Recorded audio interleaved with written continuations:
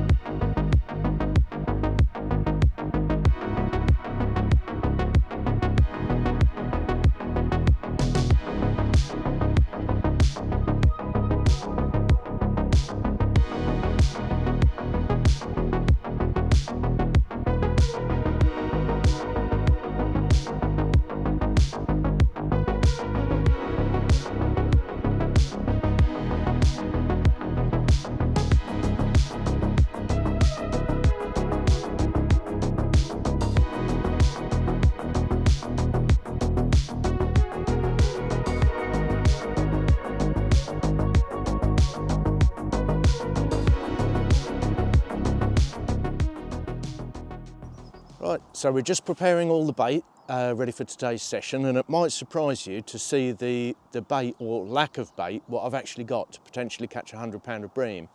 So the ground bait, I've just mixed up 3 pints of dry ground bait, which you can see there's just filled a 3-litre bowl. There's 2 parts worm fish meal, 1 part F1 green or F1 dark, I'm not too worried which is which. To which I mix a pint of water.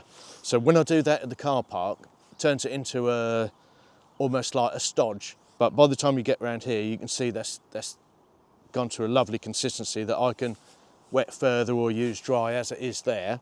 Then I've literally just got half a bag of Fin Perfect 2mm feed pellets, some dendrobinas, a few red worms for on the hook. So these are my favourite hook bait on here. And then I've literally just got half a pint of dead maggots and then a few of my little homebred specials. I'm not fussed whether I have them or not. I'm just as happy tipping off red worms with dead maggots as well. And that's going to be the bait for today's session. There's not a lot of anything there. And it'll either be a worm day or a pellet day. It'll be one way or the other, and the fish will tell us which way to go with that.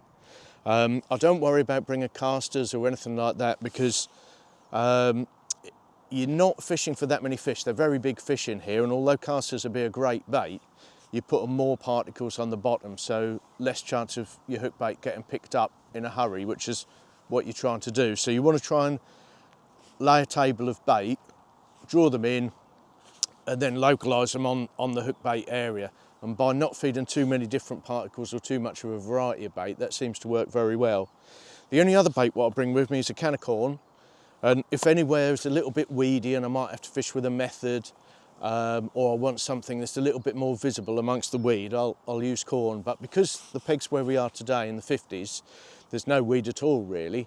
We don't need to go down that road at all. So it's either going to be a worm day or a pellet day, and I'll talk you through how I do that and how I bait up at the start of a session when we get down on the peg.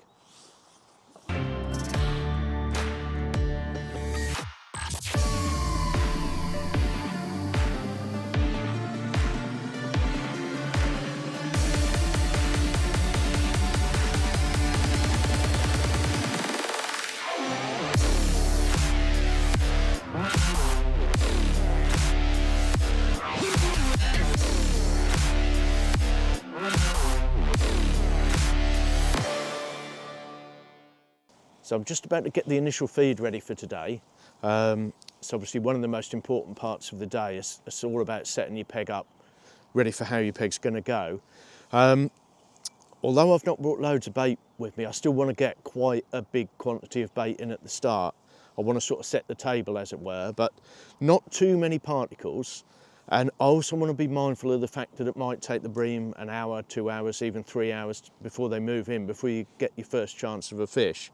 So all the feed what I feed, I want to be mindful of that, the fact that it might want to sit there for quite a long while. So I don't want to feed any finely chopped worms that will wash out and leach out or anything like that. I want to feed stuff that's going to still be there over a period of time. So how I like to do it is 2/3 ground bait, 1/3 pellets. I like to get a quantity of pellets in, even if it's a worm day, it still gives you a nice base to fish over. So I just use a separate bowl and put in enough for 12 to 14 feederfuls of sort of 1/3 pellets, 2/3 ground bait. I then like to feed a few worms at the start, but unlike the finely chopped worms I'll be fishing with, I'll just literally show them the scissors. So by doing it like that, you've got big chunks of worm that aren't washing out straight away. They're going to be appetising hook baity sized pieces of worm. So you can see there, they're really big chunks of worm that the juice is going to come out over a very long period of time, rather than your little short bits that you'd normally chop up. So literally just a taster of those, and the same of dead maggots. I don't want too many in the peg because I don't want too many particles there to detract from the hook bait, what I want to get picked up. So the dead maggots are almost like a visual attractor rather than a particle attractor. So I use them in a different sort of way for that. So that is literally my initial feed. It's quite a percentage of what bait I've brought with me, but I like to get that in dead accurate at the start, and then take it from there and see how quickly the fish respond to it, and then adjust my feeding to suit. So I'll get that in the peg with the XL window feeder, so I can be dead accurate, create a nice little area, and the clearer the bait is, the more I want dotted around the sides of it as well. So I always want to get a tight area of maybe 10 feederfuls, and then if the water's really coloured, I'll try and fish as accurately as I can to that tight area. If the water's clear, I like to dot it around a little bit, so when you hook fish and they turn in the water and whatever, you've got bits of bait that the fish might retreat to rather than spook out of the peg completely. So if it's coloured, keep it tight. The clearer it is, the more I spread the bait out. So the feeders what I'm using today are going to be mainly window feeders. You would think a venue like this, where you're baiting quite heavily at the start for bream, would be primed for a bait up rod and a bait up feeder or something like that. But I like to do it with my actual fishing rod with an XL window feeder, purely to get it dead accurate. Because of the bait what you're putting in at the start, if you had a bait up feeder on, I mean this venue's quite calm today, but it can get quite wild. If you have the wind catch a bait up feeder and blow it off target, there's a big percentage of your bait gone in the wrong position. So I'd rather have more casts with an XL window feeder and get everything dead right, use the same rod that I'm going to fish with, so the bow in the line, the cast, the length of the rod, everything's exactly the same, so I know exactly that every feeder's going in the same position as where I'm going to fish. And then if I want to spread the bait out more, I can cast around the area, and if one goes astray, it doesn't matter, it's only one smallish feeder. Whereas if I was using a bait up rod, might be a different length to my fishing rod, might have thicker braid on, catch the wind more. That's not really what I'm trying to achieve. So you see here, it's dead simple. I've just got one rod that I'm going to do my fishing and my baiting up with. Now, it is one place where all the sizes of window feeders might come into use during the day. So I use the XL for baiting up with, and then that sort of sets the table, as it were, for my day. Then the next period, I'm just waiting for the bream to turn up. So I'm almost like trying to attract them to that bed of bait. So I'll use a large window feeder with the ground bait wetted up considerably more, so a lot of it is coming off on the way down. I'll load the feeder quite messy, so some of it comes off on the surface. So all the time I'm just trying to draw fish in. I'm not piling loads of bait in, but I'm putting a reasonable amount of ground bait and a few pellets and a few dead maggots in, just to try and attract them to that patch that I've set on the bottom. And then all the time I'm looking for a sign. I'm looking for somebody near me to catch one. I'm looking to get a liner. any sort of signs that there's a bream there. When that happens, that's when the work rate starts to increase. So I'll either start casting more regularly to try and draw them in if some people near me are catching, or if I get a liner and there's obviously signs of a fish or two there, I then try and blob in a little bit of worm or do a feeder full of pellets or something like that to try and concentrate them more to where I want to fish, so they concentrate more on the hook bait. And at that stage, that's often when I'll switch to a medium feeder from a large. So I don't want there to be that many particles there that they find it difficult to pick the hook bait up. So often if I'm starting to get signs, then I'll more than likely drop to a medium with a blob of worms in or a pellet, depending on what sort of day it is. And then last of all, the end of the session, if you're just trying to eke out the last 2 or 3 fish, because you've been fishing all day, you've got quite a bit of bait on the bottom, I'll switch to a small window feeder and literally fish for 1 fish at a time. It might be a case of just a little tiny pinch of worms, or snip up 2 or 3 red worms, or a little pinch of pellets, just trying to catch that last fish out of your peg all the time, just trying to catch them one at a time. So all 4 sizes of those window feeders will come into use throughout the day. The only other things that I carry are the 2 rocket style feeders, whereas if it went flat, calm and sunny, I might try and release some bait on the surface. I might try and feed the bait completely sloppy, and that's where these 2 feeders will come in. If I want to feed it completely sloppy, use the hex mesh. If I want to release it quick, I'll use the wire cage. So I take them with me, but if the day goes to plan and there's a few signs and a few fish early and the day's overcast as it is, I think all my fishing today will be through a window feeder. The only other thing worth mentioning as well is the actual weights of the feeder. So I can quite easily get there with 30 or 45 gram, but today I'll be fishing 45s and 60s, purely because it can get quite wild at any time, and I don't want any of the feeders to go off course one way or the other. You can still put a 60 grammer in nice if you hit the clip nice, but you can be dead accurate. But often you'll be fishing with a 45 grammer and you'll just get a little squally wind and you'll have a couple of casts that go off and you'll have to wind in and chuck out again. So I want to try and avoid that at all costs. So more often than not, even if I don't need it, I'll still have a 60 grammer on. So all the initial feeders done, I've put out 15 of the XL windows with about 1/3 pellets and a few dead maggots and a few of those big chunks of worm. And now is the period where you're just waiting for the bream to roll up at some stage. You're just looking for that first sign.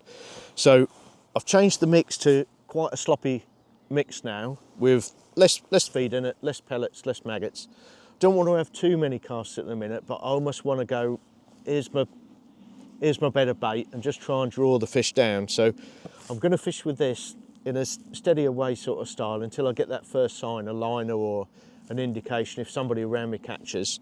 And then I'll change this mix again and try and tighten the fish up on the bottom where I want to catch them. But just to try and draw them in this little spell, like I say, I find it quite a wet ground bait, it's quite good. It's sort of mixed up like wet paste, so it still sinks quite quickly, but a lot of it will come out, especially if I load the feeder messy. Some of it will come out on the surface. Even if it tows, I'm not fussed about that. I'm just trying to go, here I am, this is my bed of bait, and try and draw the fish down to it. So I'll fish steady away for this for an hour, maybe more, just looking for that first sign of a fish. And then I'll come back to you once we're at that stage, and I'll show you how the feeding differs then. So here we go, we're into our first fish already. Quite an early start, a bit quicker than what you'd expect in a match, but we're just sitting here pleasure fishing today, so we've got an earlier response than normal. Decent fish by the feel of it. Starting hook bait was 2 red worms and a tip with a maggot, and I normally find that that's the best hook bait to use. Bunch of maggots is sometimes quite good, but invariably it's 2 or 3 red worms and a maggot. Just got to be a little bit careful here. There's not a lot of weed on these pegs here, but there are a few rocks, and the trouble with the rocks is there's always the chance of a zebra mussel or 2 on the rocks, so you can quite easily find yourself cut off. So you have to be a little bit careful. That's one of the reasons why I use a 4 metre distance rod instead of like a normal 12 footer. I could quite easily get there with a normal 12-foot rod. We're fishing 56 metres today, so it's not a particularly long cast for a 12-foot rod, but On the pegs where you're dragging them through weed, you need the length of rod, and on these sort of pegs, you still need it to give yourself half a chance of getting them in over the top of the rocks. So, nice big Ferry Meadows bream. Shuffle him into the net.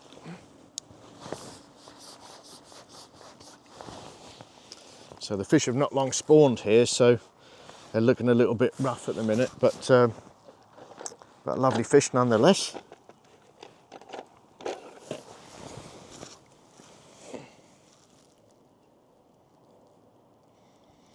This one's just lip hooked, which indicates to me that, as we suspected, the fish are up in the water and we're just trying to draw them down. If the fish was a proper disgorger job, it would indicate that they're feeding on the bottom more and grubbing around on the bottom, but because they're just lip hooked, it would indicate to me that they're just going down, grabbing a mouthful of food and up again. So there we go, nice start to the day. Get him back. So the setup today is my standard still water setup. I've got a slightly bigger rod than normal, got a 4 metre distance rod, but I've got normal 012 absolute braid on the reel. Don't get any dramas with that at all. The thickness stops any dramas with wind knots or abrasion or anything like that. So I tend to use that as much as I can. I've got 12-pound extremity reel line as my shock leader. We're going to be doing quite a lot of casting into wind today with feeders up to maybe 60 grams. So I like the 12-pound just for that extra little bit of durability and the fact that it might be laying over the top of rocks and things like that. So I've got that little homemade feeder link running straight on that 12-pound line. That's 30-pound braid, size 14 diamond eye swivel, and then the snap off a Waggler link swivel there. So that runs straight onto the 12-pound line, and then I water knot a length of 022 fluorocarbon onto there that I then join my hook length to. So that's about 35 centimetres, and then the hook length is just looped behind that, the same way that you'd attach it to a rig to your pole elastic. So it allows me to quick change the rig, but I've not got any extra jingle jangle or stops or anything to get covered in weed. The 14 diamond eye swivel is so small that it won't go over that knot, so that's my stopper for a free running rig. And then not having a swivel or a quick change adapter there means that the hook bait's free to fall naturally as well. And then hook wise, I've been using N30s on here. I like the turned in point purely because you have got the odd rock on the bottom, and I don't want the point getting turned over with that. So a slightly turned in N30 is perfect for that. Normally use a size 10, great big hook, but you'll be glad of that if you've got a weedy peg and with the size of the bream that you catch. I'll sometimes go down to a 12 if there's a few skimmers started showing up over the last week or so. So I'll sometimes go down to a 12, but not very often. And that's on 016 fluorocarbon as well. So they're what I use in the majority of pegs. If I drew a particularly weedy peg and they're a bit of a problem to get out on an N30, I'll try the new N60s, and I'll have that on 018 or 020 fluorocarbon. So they're not really tackle shy here. So I tend to fish quite heavy kit, especially with the natural baits what I'm using. I'm using red worms and tip with a maggot, that sort of thing. So you can get away with quite a big hook. You haven't got to fish with too much finesse. I think if you fish just with maggots or something like that, sometimes you've got to fish with a little bit more finesse. So you might need a 14 or something like that on. But at the minute, I can get away with a size 10, and I'm glad of that with the size of fish what's in here. So second bream of the day. We've gone through that spell of doing the initial feed and then trying to draw them in with that wet ground bait, and it seems to be doing the trick. So I'm just going to get this one unhooked, and then I'll do another little tactical change to try and condense the fish into a tighter area so I can catch quicker and the hook bait gets picked up a bit quicker. So I'll just get this one unhooked. Again, only lip hooked, so it would indicate to me that still the bream are up in the water, and I've just drawn a couple of fish down at a time to pick up the bait off the bottom. I don't think they're on the bottom. I think if it was a proper disgorger job, then that would indicate that they're grubbing around picking up the bait off the bottom. But the fact that they're lip hooked would indicate to me that that cloudy ground bait has done its job to just draw a few fish down. So I'm just going to, now that we've got a few signs that there's some fish in the peg, just make a tactical change and ditch the sloppy mix, go back to a more normal mix like what we used for the initial feed, and then just try a few little blobs of worm and stuff like that and see what they prefer, whether they prefer worms or pellets, and take it from there and just try and, you know, we've almost like set the table, drawn them in, and now we're just trying to condense them into a tighter area so you get your hook bait picked up. I don't want to just go smashing in bait willy-nilly and get to a situation where there's that much bait on the bottom that the hook bait's not getting picked up quickly. So I'll still be quite careful, but in the same way I still want to be positive enough. You know, we're talking quite a lot of fish here, and you know, they're big fish, so you can still be quite positive, but just not put too many things in that you're getting loads of liners and not getting a proper bite. So I've had a couple of early fish, which is a great sign. I've had time to settle, and now looks like a few fish have moved into the peg. After doing the initial feed, I've been feeding like the sloppy mix just to try and show them where my feed is, just to try and draw them in. And now that there's signs of fish in the peg, I'm going to switch back to the normal mix, still with a few pellets and a few dead maggots in it, but I'm going to try little blobs of worm in a medium feeder. So I'll just scoop a medium window feeder through that little blob of worm, see if they want to come to worms. Normally sort of around spawning time, just after spawning time, which they've spawned about a month or so ago now. It's a great time for worms. They really start coming to worms, but I don't want to feed them in the peg before any signs of any fish, because I don't want there to be washed out bits of worm and loads of bait in the peg before the fish arrive, because then when you do feed it, your bait has less of an impact. So I want to make sure there's some fish there first, which we've had those signs. So now I'm going to try feeding a few blobs of worm. Some days they just don't want it, so if that's the case, I'll stop feeding that and do the same with little blobs of pellets. It'll either be one or the other. It'll either be one way or the other. So so now it's time to do the tactical change. We've drawn the fish in, now we want to condense them on the bottom and try and catch them quicker. So when I first got to my peg this morning, I had a really good plumb round. I think it's always essential here. A lot of the pegs on here have got a lot of weed, which some people see as a problem, but they're great cover for the bream. I try and fish as close to any weed beds as what I can, but still be able to fish effectively. So I want to be sure that my hook bait's not being covered in the weed, but I've still got the weed near it for cover. These pegs are a little bit different, because where the river comes out in the winter, I think it scours these pegs out and there's not a lot of weed. So here I'm looking for any structure on the bottom at all as you know, some sort of feature. It might be a patch of rocks where the silt thins out, and I'll fish near that but not on the rocks.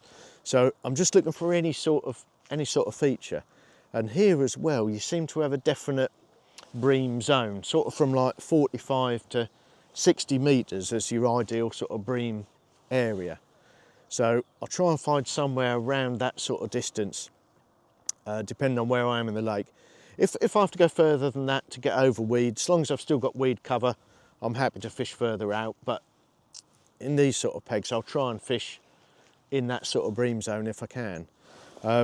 This year it's been a case of just fishing down one hole and like waiting for a visit from the fish. A lot of the pegs, you've only got room to fish one area because of the weed growth that's in the peg.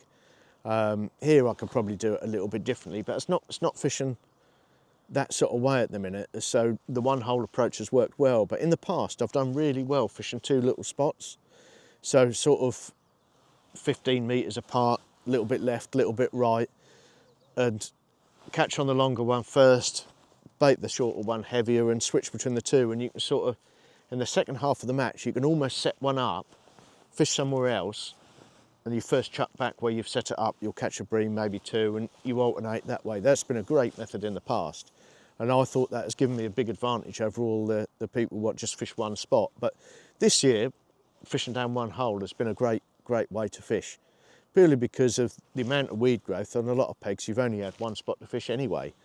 So you're just waiting for a visit from the fish and then hopefully catch them for as long as you can. It might be in the first half of the match that the fish are still moving around. They're not settled where they want to be. So you might catch one, the guy next door might catch one, the guy past him might catch one, and then you get another visit a little bit later on.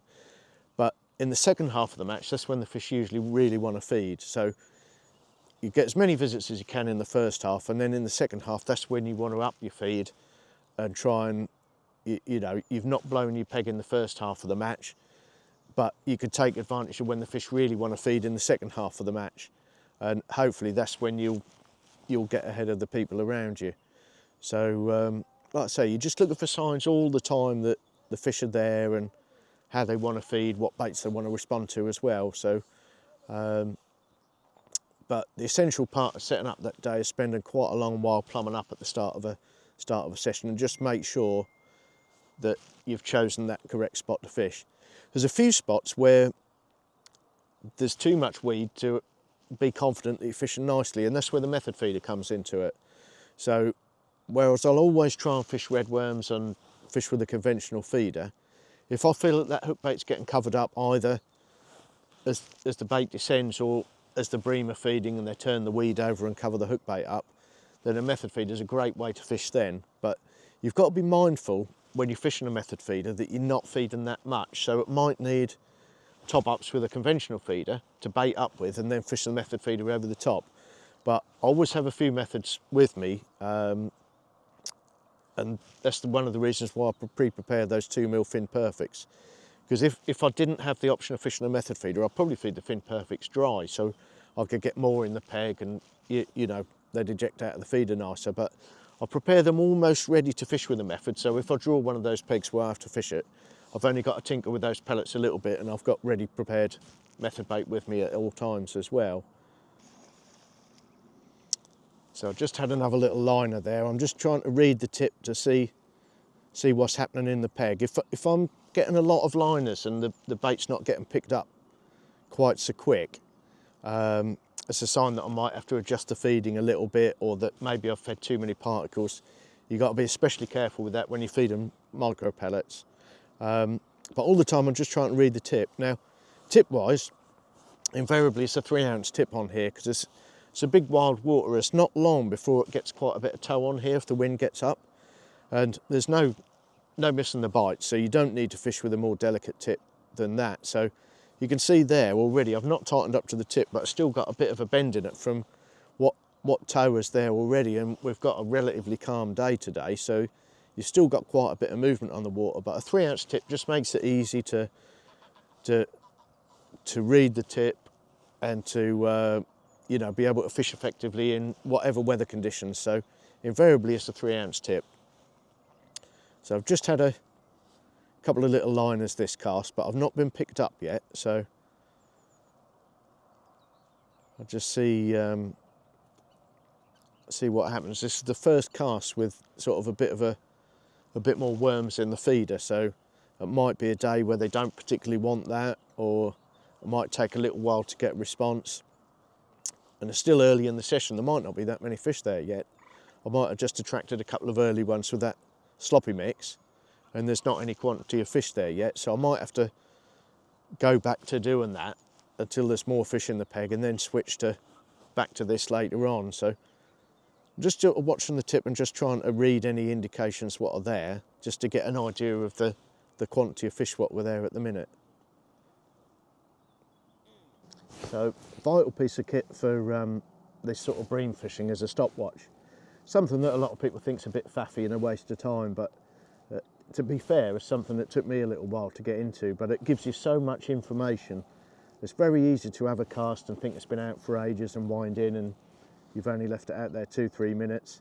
But it's very easy as well sometimes to get a little bit giddy and start casting too quickly.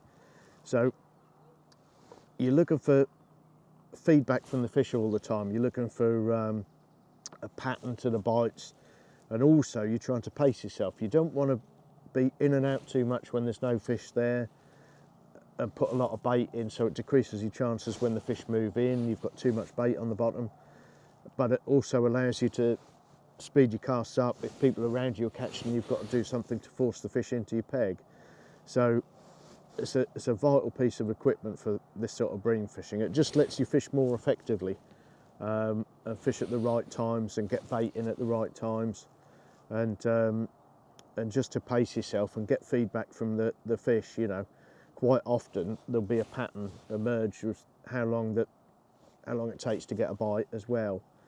So all the time at the minute I'm just looking for feedback from the tip to gauge how many fish are there, whether I'm getting too many line bites compared to the amount of pickups that I get or anything like that. So just watching that tip and just trying to read the line bites. Some of them are quite vicious at this time of year, where the fish have still got the spawning nodules on, so sometimes you get a bite that will nearly drag your rod in because the fish can't shed the line off the spawning nodules. But you'll see on this running rig what I've got, a proper bite, the fish is almost shaking the tip as it goes round.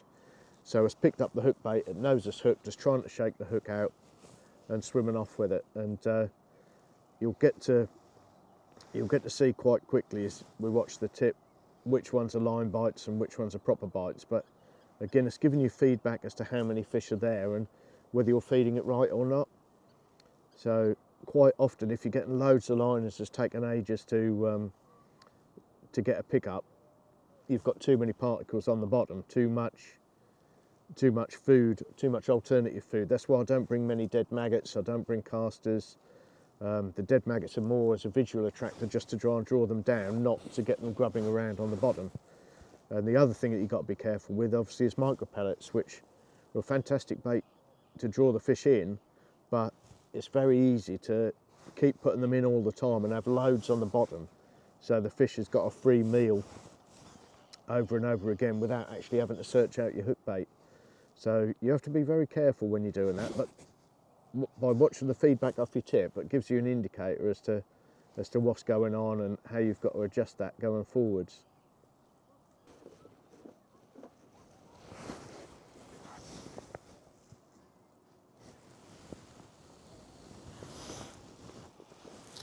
So you can see there the difference between a line bite and a proper bite. It's almost like the fish is trying to shake the hook out with a proper bite, whereas a line bite, especially this time of year, just after spawning, the fish have still got nodules. You can get some quite long pull rounds that are liners that you think are a proper bite, and it's important not to pick up on those and just leave the bite a little bit longer and make sure it's on. Normally when a bream picks the bait up, it's not going to let go, so you can just give it that little bit extra just to make sure it's on. You're better off missing the bite completely than to pick up on a liner and spook and fish in your peg. So always take your time. The old adage of sitting on your hands has never been truer than what it is with bream fishing. Here's a big fish. You don't have to fish fast or anything like that. Just take your time. Don't spook the fish. And just make the most of the visits when you get a visit in your peg.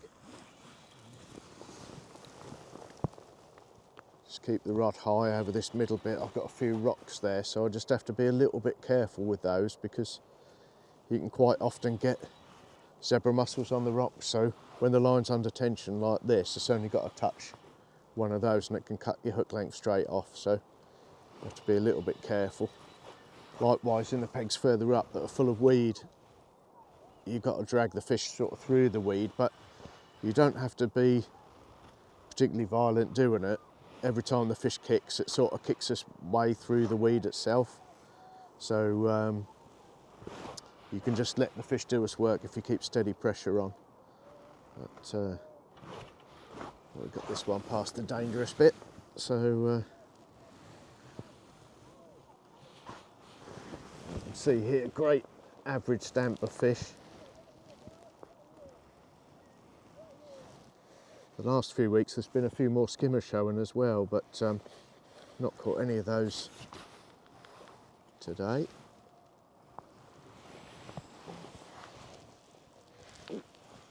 Only just get him in the net.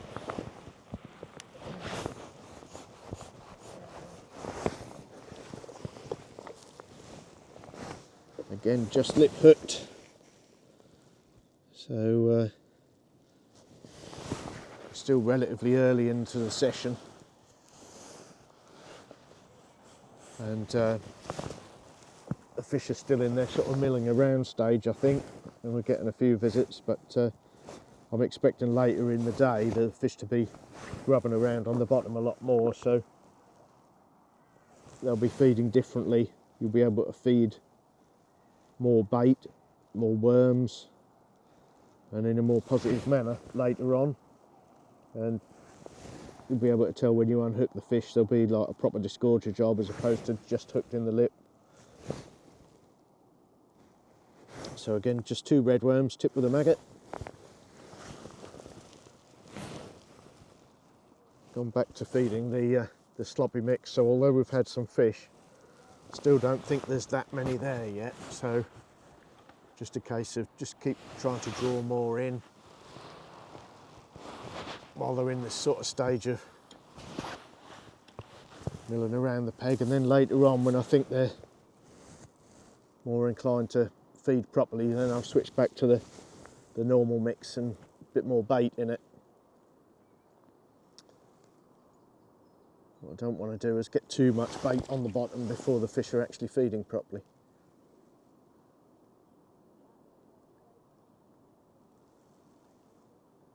So they just had a liner straight away there, just as I was tightening up. Fish swam into the line and went. So it's important not to pick up on anything like that, any smaller indications. Another liner there.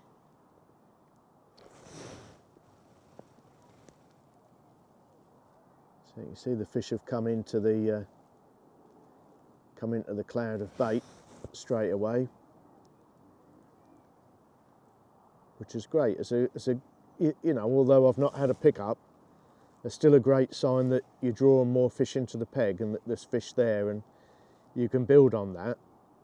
It's the days when you don't get a sign for ages that are the problem days. You know that you've just got to wait for that visit. You've just got to be really patient. Just keep repeating the process and just going over it and over it again, and just wait for your opportunity. There was one match I wanted to win this year where I didn't have any sort of indication for 3 hours, and then still managed to win the match at the end with nine big bream. So you just got to keep the faith and not put too much bait in, that when you get that opportunity later on, your hook bait still gets picked up relatively quickly. So you can see here the tip's going mad at the minute. Just getting liners. It's getting liners all the time. If they were long liners like that, that would indicate the fish are nearer to me and perhaps not on the bait, but those little short, sharp liners, they're fish feeding around the feeder close to the hook bait.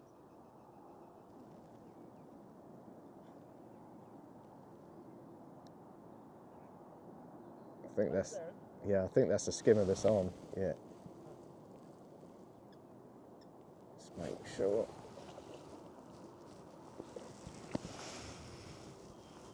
Just had 2 or 3 liners that chuck, and just made sure this fish was on. It's a smaller fish this time, a skimmer. There's been a few more of them showing over the last month, sort of from where the monument is back to here.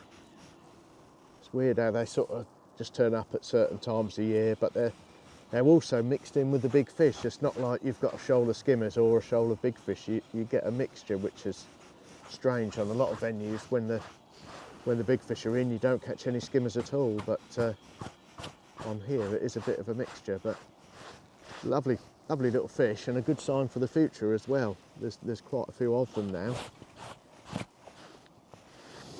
You'll see here.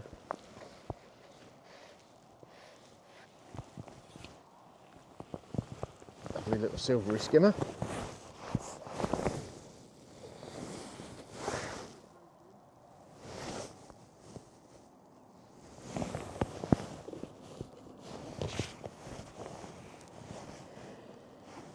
So it really is a lovely place to fish here. You're in the middle of like a country park. So you've got cafe and clubhouse and everything over there as well. Quite a few facilities, a few Bream, as you can see. But they have quite a few events here as well, so it's not a bad place to come down with the whole family. There's quite a bit to do, as well as camping on site and things like that as well. And lovely place for wildlife. There's umpteen house martins skimming the surface for flies and kingfishers and all sorts of things here. We've even had a mayfly hatch today. So it's just a nice place to be, but it's a big, wild, open venue, so the weather can turn quite quickly here and things like that. So, but it's definitely worth a visit if you're in the area, either for the matches or just to come down here on a day ticket. There's two lakes here. We're on the larger of the two. This one's called Gunwade, and then the other one's Overton, which is it's a little bit weedier at the minute than this one, and a few less fish coming out. So we've chosen to fish the bigger lake where the majority of matches have been this year. Another lovely little skimmer. So very small fish by Ferry Meadows standards, but welcome fish nonetheless.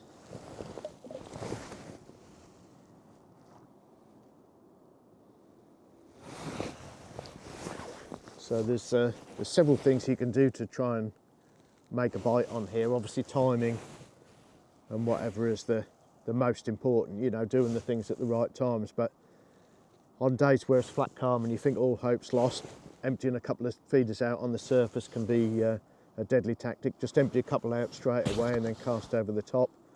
That can produce a fish. I think because the water's gin clear here most of the time, the fish spend most of their life off the bottom. And I think that's why they move around so much early part of the match. And you know, you get a few chances and a few visits. See, they're just another little liner.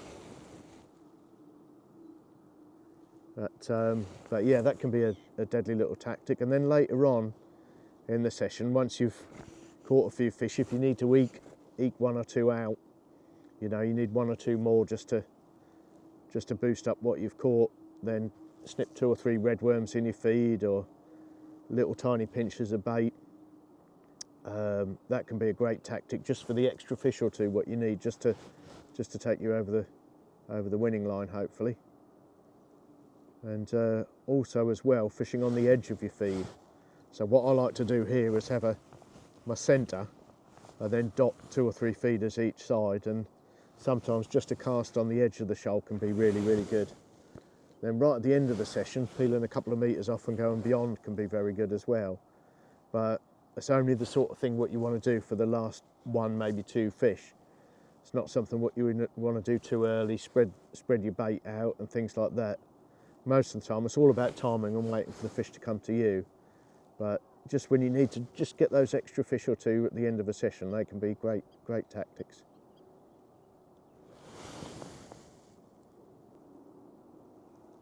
It's actually turned into quite a nice day now, as we had quite a bit of rain this morning, but it's brightened up a bit, so nice day for fishing. Just a little bit of cloud cover and a bit of ripple, although it's died off a little bit at the minute.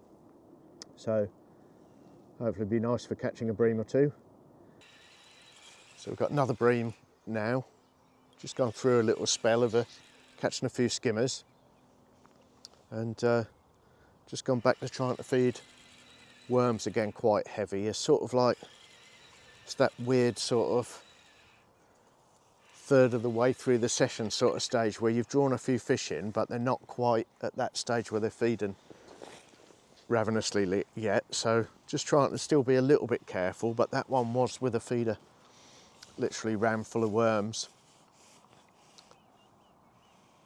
Not quite as big as the other ones what we caught, but nice fish nonetheless.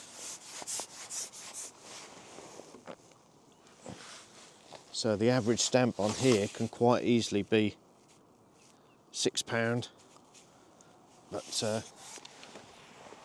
you can see here this is a lot smaller than that. It's about just under £3, but lovely condition of fish.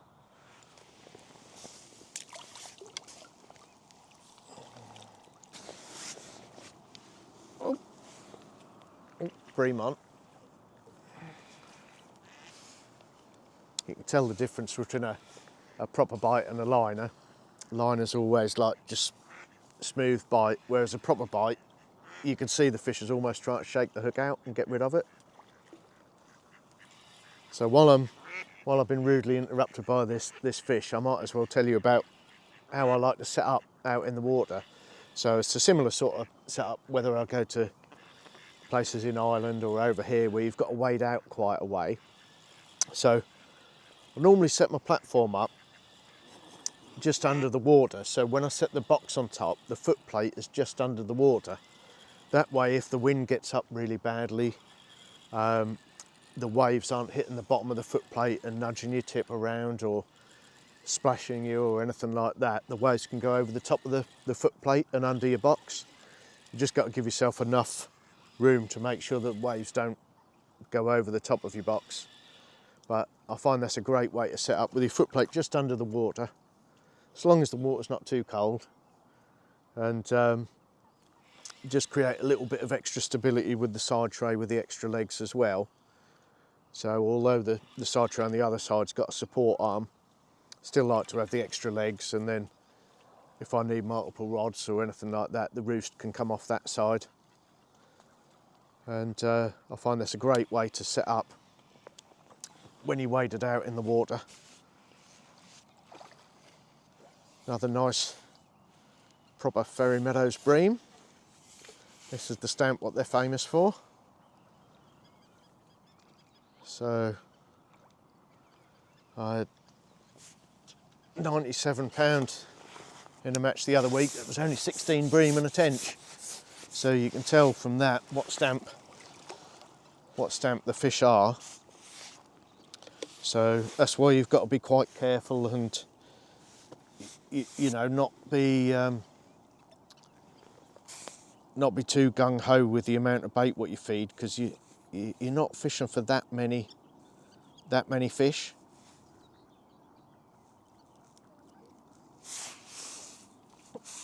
Another one that's only just hooked in the lip.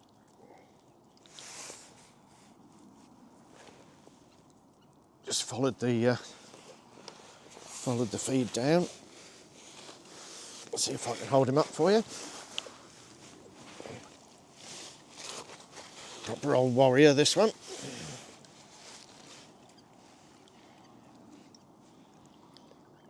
You can see there, nearly £6.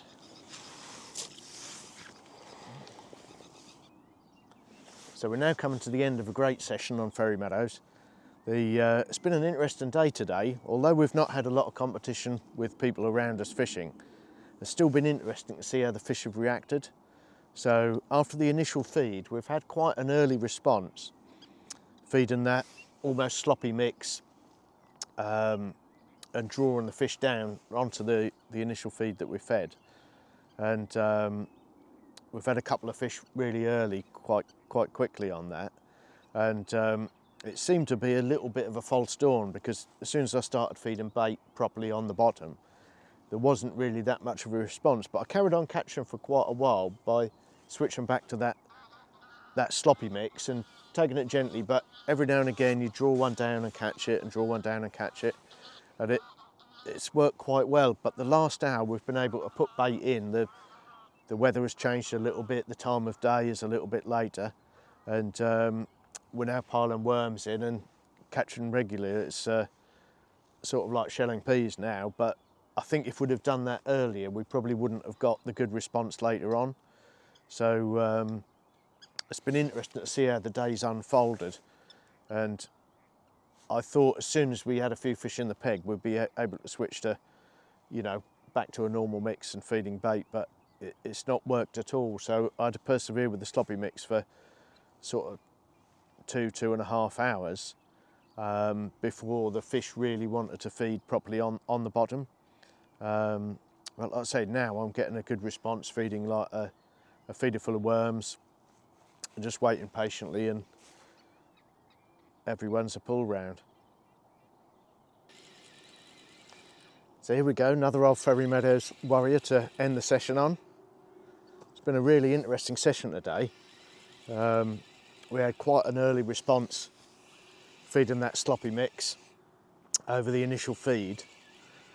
And I think that's purely because we're not in a match today. You know, there's not lots of bait, so we had an early response to normal, but